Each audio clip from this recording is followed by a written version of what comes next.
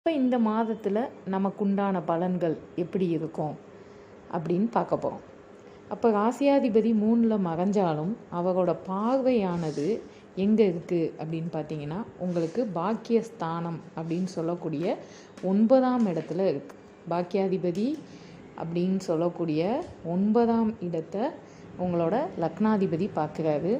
அதனால் உங்களுக்கு நன்மைகள் நடக்கும் மாதமாக தான் இந்த செப்டம்பர் மாதம் இருக்கும்.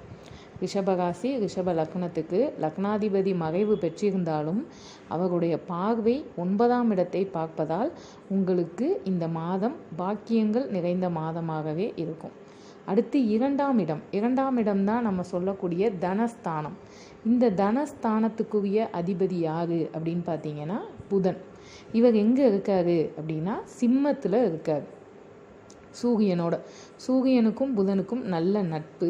அதனால் புதன் சிம்மத்தில் இருக்காரு. அவர் எந்த பார்க்குறாரு அப்படின்னு பார்த்தீங்கன்னா உங்களுக்கு 10ஆம் இடத்தை பார்க்குறாரு.